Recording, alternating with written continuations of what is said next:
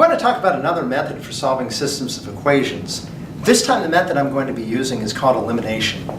And it's very important to understand why the elimination process is so useful. And frankly, it's my favorite approach for solving systems. I think you're going to find it's a lot easier and a lot more consistently the same than substitution, which can really vary drastically as far as the difficulty for solving problems.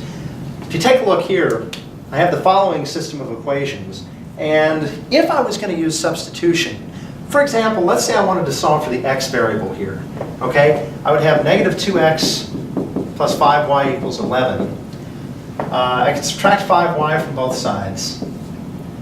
I would have negative 2x equals 11 minus 5y. Notice what's going to happen here. I divide by negative 2.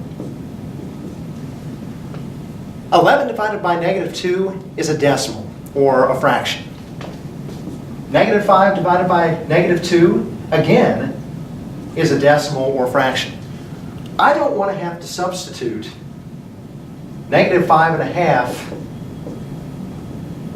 plus 2½ into an equation for x. It's going to make things really complicated. Because I'm going to be dealing with fractions and decimals in this solution, I'd really rather have a different approach. Not to say that it's wrong, not to say that it won't work. I just think there are better methods that are going to be easier for you to use. Okay? So, let me show you the elimination method. We still have the goal of solving this equation at the top, but I want to start you off with an easier set of equations. Okay, number one, let's say that I had a pretty simple set of equations like x plus y equals 10 and x minus y equals 2.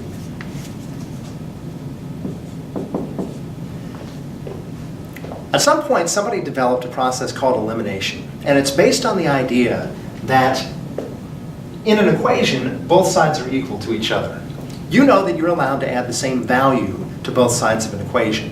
So technically here, the x minus y is the same value as the 2, which means I can technically add the x minus y to the left side of the first equation and the 2 to the right side, and I'm adding equal values to both sides of the equation. Okay? So elimination essentially has you add or subtract a second equation, values in a second equation, to the first equation. I prefer to always use addition, and I'll show you why in a second. If I use addition here, take a look at what happens. I'm going to eliminate one of the two variables. When I add x and x, I get 2x. But when I add y and negative y, those values cancel each other.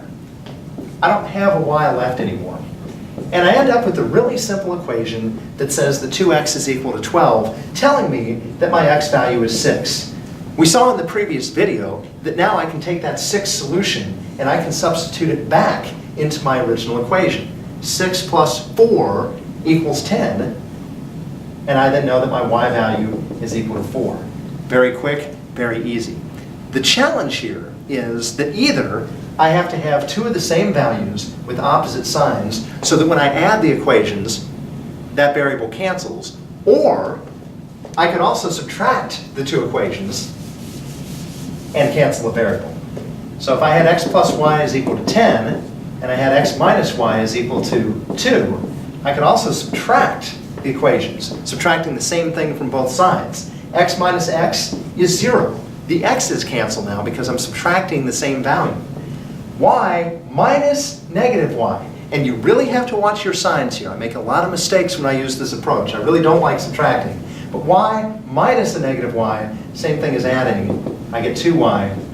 2y equals 12. We get the same solution of y equals 6. You can put that 6 back in for y, and we know that 4 plus 6 is equal to 10. So my x value is equal to 4. Okay, so you can add the two equations. If you have opposite values, you can subtract the two equations if you have two same values. Whichever approach cancels a variable, whichever one eliminates a variable, is the approach that you're going to want to use. Okay? Now, things are a little bit trickier in this equation up here because you'll notice neither one of these equations has the same two values with either opposite signs or the same signs. It's going to be a little bit more complicated. You can decide which variable you want to cancel. It does not matter, although in some equations it's going to be easier than in others. The other thing that's really important, you have to have your variables lined up in your equation. So if I had x's over on the right side of the equation, for example, I'd need to subtract and move those over to the other side. Okay, I want x's lined up with x's, y's lined up with y's. The equal signs obviously should line up, and numbers should line up with each other. What I can do here, let's say I want to cancel the x. And again, you can cancel the y. It doesn't matter. But let's say I wanted to cancel the x. The tool you can use is that you can multiply one equation or both equations by a value that sets up a cancellation.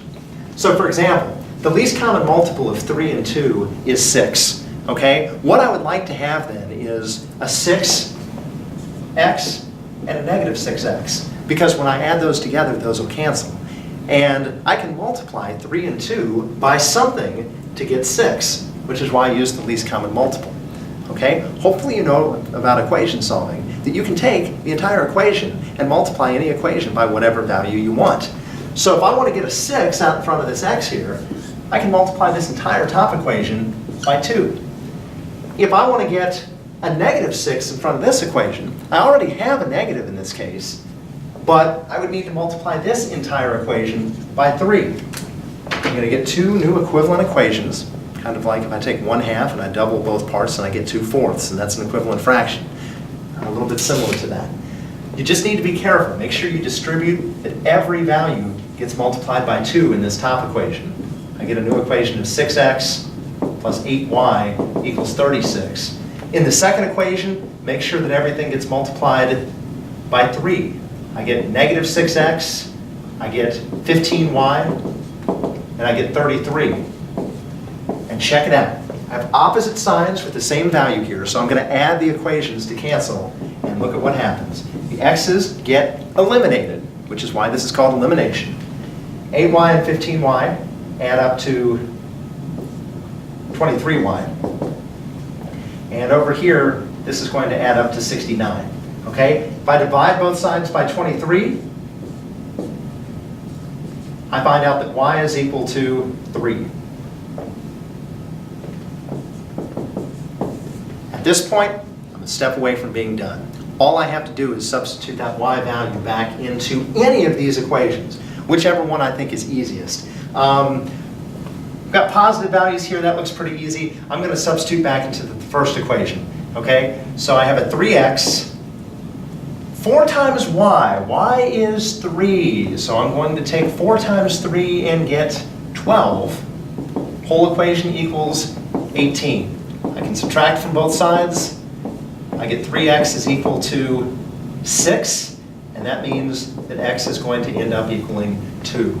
So my final solution, x is equal to 2, y is equal to 3, and I've solved my system of equations using elimination, adding the two equations together to cancel one of my two variables.